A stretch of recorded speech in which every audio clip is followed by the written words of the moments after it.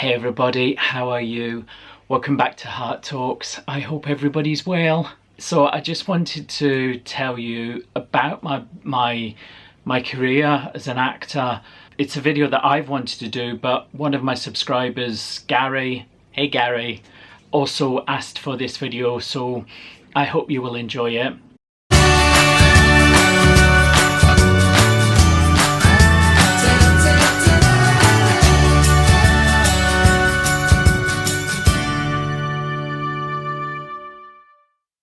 Acting for me was never on the cards as a youngster. It was something that was looked on at school as a hobby, but my music teacher got me into it. She knew I was going through a tough time at home, and she got me to audition for the school play, The Music Man.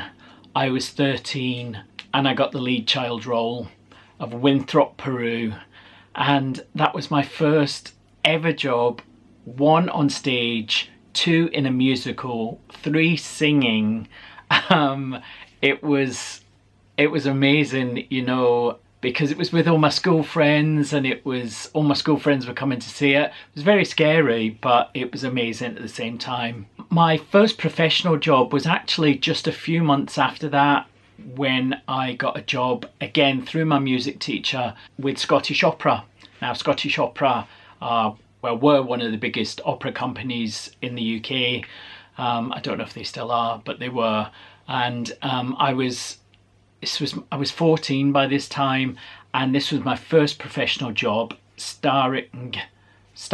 I say I had a bit part in the opera called Il Trovatore, and I used to be this child that was grabbed on stage at the end, dragged along the stage, and then shot. And all you saw was my silhouette as I collapsed.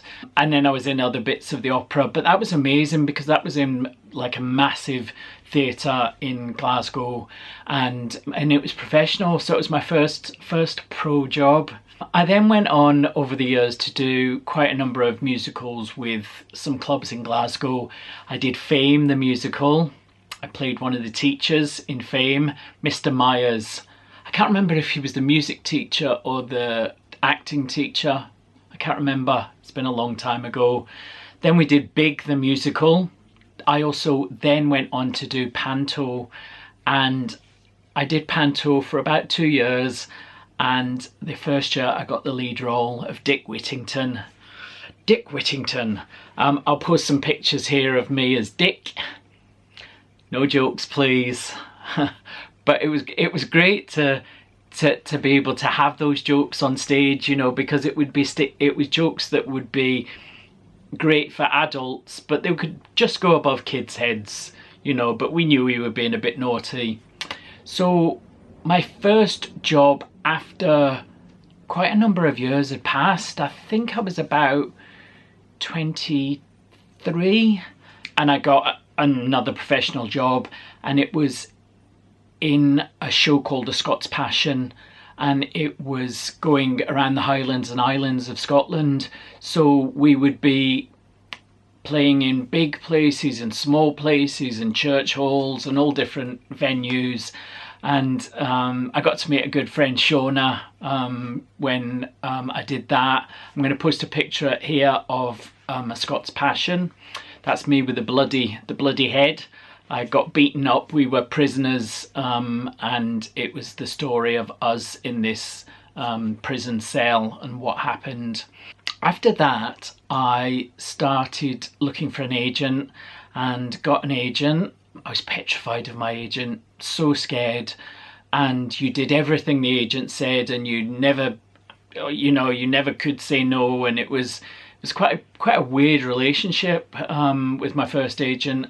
And I did a few bits and bobs in Scotland. I'm going to put a clip in here from me in High Road. Now, Take the High Road was this very popular Scottish drama that ran for years and years, and this was a bit part I had in Take the High Road. No, don't put it there. Folk will fall over it. Put it over there. I don't want that box causing an accident in my shop. Will that do?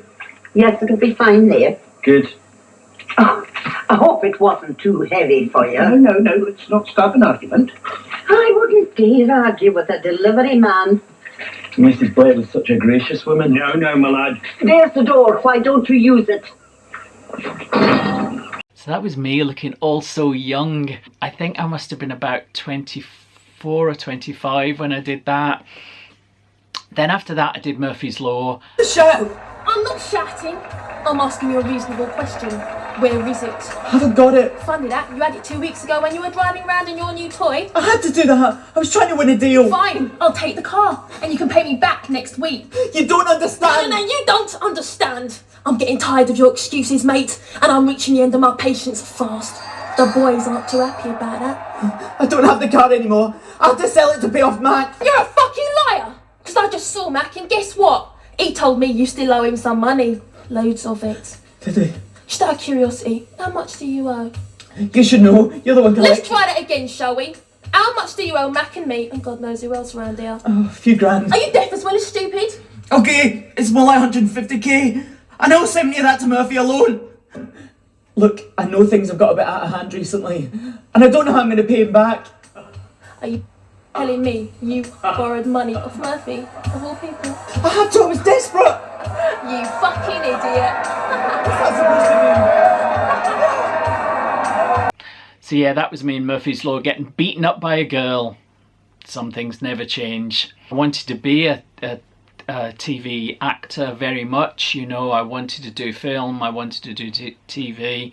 I had a small part in a film called Regeneration. I don't have that film, but I need to dig it out. There's a picture of me in a mental institution jumping on a bed looking crazy, you know, typecast again.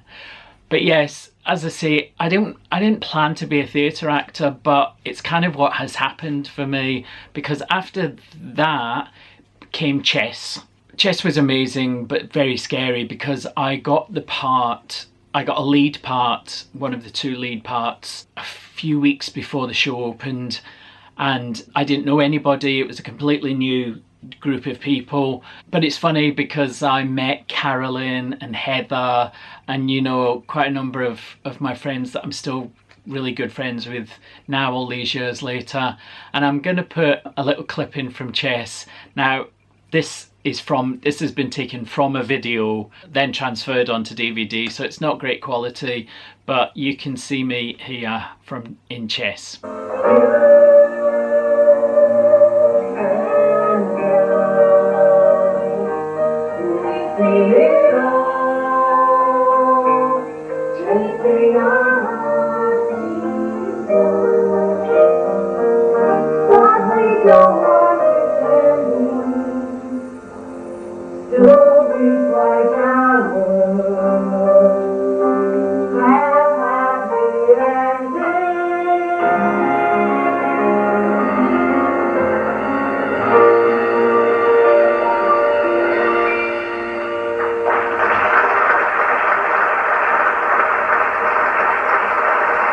Jackie, she was my leading lady, although Carolyn played my wife, but I was having an affair. You know, again, all this typecasting that was done. Something that you do as a struggling actor, because you do struggle for a lot of the time, most people do. And you do student films, and I did a couple of student films. A lot of them I don't have copies of or anything. I don't even remember names of things. But I do have one. So I'm going to put a little clip of me in this film Guilt that I did in Scotland many years ago. I think it might have been 1999 I did this. Stephen, there's no point in getting angry at me or at yourself. You're going through a serious guilt situation, owing to the fact that you slept with a beautiful woman other than your wife. But I am an angel, and I am willing to help. But not with that steady supply of cigarettes. An angel? You don't look like an angel. Where's your white wings and golden heart? I left them at home. Left them at home. That's such a John gave my homework excuse. I suppose you want proof, eh? Didn't you notice the way I spirited your pal away? Maybe I only imagined Graham was here, and you're talking like you're on coke. And I'm beginning to think the reason for that is that you are on coke. I'm not talking like this because I'm on coke. Okay, maybe I am talking like this because I'm on coke, but it doesn't change the fact that I am an angel, and I'm in need of cigarettes. Come on. Come on. So, do you know who Lily is? Yeah, she's a succubus. A what? A succubus. A demon temptress. She gets off on getting guys like you to sleep with her. Then she feeds off the emotion it causes. The emotion? Yeah, you know, all that shit you were having today and last night. The lust, the passion, the arousal, the danger, the blood-curdling moan, accompanying the tossing off of your cookies. Followed, of course, by the soul-gnawing guilt, introspection, and all-round grumpiness. It's the entropy of it all that floats old Lily's boat. Life gets shittier, you're splitting up from your wife. I'm not splitting up from my wife. No, that's what I am here to ensure. But you were there last night, why didn't you stop me from doing it at all? Mess with your precious free will? No way, mate. It's more than my immortality's worth. Then my agent asked me to go onto a chat show called Dear Nick. I wasn't sure, you know, how this would work, and she said, Stephen, they just want somebody who will tell their story about being adopted. So it was a very small, you know, it wasn't a major thing, it was very small, and I'm going to put the clip of that in here. Stephen, I'm just throwing it over to you because I know you did trace your birth mother and it wasn't a happy ending. I traced my birth mother, and she decided she didn't want to know. She'd given birth to me years ago, and it was something that had happened in the past, and that is where she wanted to keep it. And my advice to John is, as you see, you've still got your family, your adoptive family there.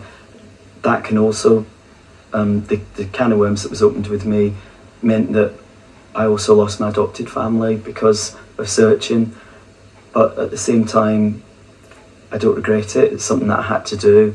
It's something I had to know myself. I had to know answers to questions. And even though it hasn't worked out, it isn't something that I regret doing. So, like John, If you could go back and not have that and not never trace, if you could wipe the slate clean and go back and have your adopted family back, would you do that? Well, I don't think I'd be happy because there'd always be... Because you there wouldn't was know, always yeah. there was always something there. There was always something that I knew. There was something different. There was something that just didn't add up. And I think until I got the answer to those questions, I was never going to really be happy. After that, I decided it was time to leave Glasgow, and I came down here to London. I slept on my friend Gillian and Abby's couch for the first 3 months that I was in London, and travelled into the centre of London. They lived in Hounslow East, which, if you know London, it's just near Heathrow Airport. So it was a good trek into, the city every day, to go around theatres, to hand my CV in, to try and get an agent, because I had to get a London agent. I eventually did get a London agent, and lo and behold, I got my London agent and decided to send a letter off to the casting director of a show that I'd read about in the newspaper. That show was Bombay Dreams. I got a call from the casting director, and it was actually on the day that I was going to book my ticket to go back home to Glasgow. I'd been in London for 3 months, nothing had happened, I'd been to so many castings. It was time I decided I should go home, and it was on the same day, so I thought, what the hell, I'll go for this audition, and went for it, sang, got asked if I would like to come back in a couple of days to audition for one of the lead parts. So this was a West End show, Andrew Lloyd Webber, in a massive theatre, and I thought, yeah, I've got to stay and do that. I've got to stay and go to the audition, because if I don't do it, I'll always regret it. So I did. I went back for the second audition, and I got the part. I got the part of Sweetie, the lovable eunuch from Bombay Dreams. Sweetie was courageous and brave and funny, but very sweet and kind. And I fell in love with the character of Sweetie, and it was very different because I was having to play a man who was living his life as a woman. So it was all new. It was all new for me. It was something that I didn't know anything about. So I did some research and got the job. And as soon as I put that wig on and put the makeup on and put the sari on, it's amazing how easy it was to be Sweetie. I'm going to put some pictures here and there of Bombay Dreams. It was an amazing experience. It was scary. It was really scary because I was going in to a show that was already running. It had been running for 3 months. And what a guy was leaving, the guy whose part I got. And he was really well liked and everybody liked him and he'd been part of it from the beginning. So I went in and it was kind of, some people weren't friendly. A lot of people were, but some people were, you know, quite standoffish. But it's funny, you know, after I started, you know, just going, what the hell, if people like me, they like me, and if they don't, they don't. I fell in with people like Nikki and Floyd and Kieran, you know, and yeah, just some very, very special people. And you know, I'm still friendly with a lot of them today. When I did Bombay Dreams, it was 2002. It was before the iPhone existed, and they were very sharp on us not being allowed to film, not being allowed to take pictures. They were really, you know, they were really on us for that we couldn't do that kind of thing. And because a lot of us, at that time, even our cameras, phones didn't take, you know, we all had mobile phones, but we didn't have mobile phones that took pictures at the time. So I don't have a lot, you know, which makes me sad in a way, because I would love to have had me up on stage performing and, you know, somebody having that. Yeah, so that's kind of sad that I don't have a lot, but I have a lot of memories. After Bombay Dreams, I started writing, and that's when I wrote my one-man show, Shadow Dreamer. Now, Shadow Dreamer was something that I never planned on. By this time I had another agent, a lot nicer agent called Andrea, and she had helped me start to write my story. And then I went away, and I didn't use what we'd written together, because that was something I thought we would, you know, I thought one day we'll work on that. But this was me doing something different, but along the same lines. I took my show to New York because I thought, where the hell is a better place for you to, you know, take this show and start telling your story. So I took it to New York, and what an amazing 2 years of my life that was, you know, of writing Shadow Dreamer and performing it here in London, performing it to my friends. My poor friends were, you know, they saw it so many times, but it was just to get it to a point where it was ready to be taken to New York. I took it to New York and had the most unbelievable, amazing, stressful, you know, because when you're doing a one-man show, it's hard work, and you know, you have to keep everybody happy, and there's a lot of people to keep happy, and you know, looking after yourself and everything. It was hard work, but it was amazing as well. It was one of the most amazing things I've ever done. And again, I met people who are still in my life today, who are some of my best friends, Ellen and June, you know, my friends Flo and her husband. Yeah, just a lot of people. You'll see some pictures here. Maria and Jodie, and you know, just a lot of people that I met through Shadow Dreamer. So then after Shadow Dreamer finished, I came back to London and started Hart Talks, and I kind of put acting on the back burner and kind of decided that because of my health, it was something I couldn't do anymore. And I've said that for, you know, you'll have heard of me say it in my videos, you know, when I used to act and talk about it in the past tense. But obviously, you know that I'm writing the play with Lance, and we've written a part for myself. So the plan will be, and you know, it definitely will happen, that I will play that part, you know, eventually once we're at a stage that it's ready to go into a theatre and theatres are open again. So I've kind of realised that it's not over for me by any way, shape or means. You know, theatre is still in my blood and it runs through my veins every single day. I can't wait to be able to get back to see theatre, to see live performances, to see my friends on stage and doing what they do. And yeah, I love it. It's the biggest love affair of my life. It really is. And it's not an easy career. It's not an easy path. And, you know, if you're one of the very lucky ones, then great. But not many people are. Many people work their backsides off for all of their careers, you know, and some of them never make it. You know, some people never get to those heights that they hope they will. But some people do, and some people get to have the experiences that I had. I look forward to returning to acting. Somehow, some way I will return. I will be back as an actor. And yeah, that's that. That's my acting career. It's a real rundown of my acting career, you know. I did a couple of commercials over the years as well. Again, they're on videotape up in Jean's loft, so I'll need to dig them out at some point as well and give you a laugh doing them, showing them off. So yeah, that's it. Tell me about your love affairs. Tell me about the thing that just lights a fire under your backside and makes you go, yes, this is what I want to do, even if you're not doing it, because I think I've learned that even if you're not doing it, it doesn't mean that it isn't what's meant for you.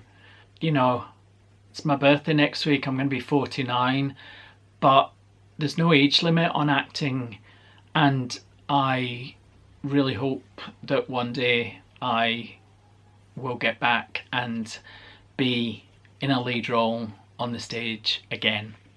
I believe it will happen. I hope deep down inside and believe that it will happen. So watch this space. Thank you for sharing this journey with me. It's very close to my heart, and as I say, theatres being closed is heartbreaking. I'm struggling with, you know, with this ongoing closure of everything that is creative.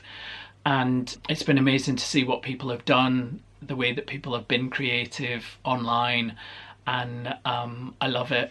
It's great. And yeah, so please like, share, comment and subscribe. If you haven't subscribed yet, please hit the subscribe button. It's just down there. It's that big red button that says subscribe, and all you have to do is hit that button. It does not cost. They don't charge you anything. Some people have said to me, thought that you have to pay to subscribe. You do not. It's free, and then you get all this for nothing. What more could you ask for? Okay, everybody, please comment on this video. Tell me what you liked. Tell me, yeah, just tell me if you've ever had a desire to be on stage. Have you ever been on stage? Have you been on stage with me? I'm sure a number of you have been. Yeah, so I look forward to hearing all those comments from you. Hit that like button, and I will see you in 2 weeks' time. Take care, everybody. From me and Gracie. She's the real star of this video, isn't she?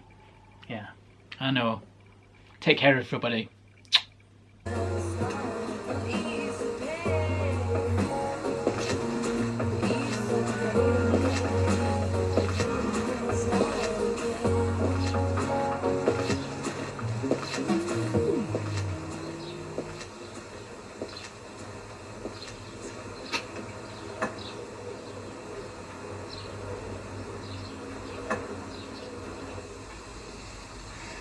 Did you get it? Yep. 5 packs of cigarettes, 4 years of marriage, 3 grams of coke, 2 screaming orgasms, and a soul signed away on the dotted line. Nice work. But you take too much cocaine, Belial. I know, Lilith. I know. With the sky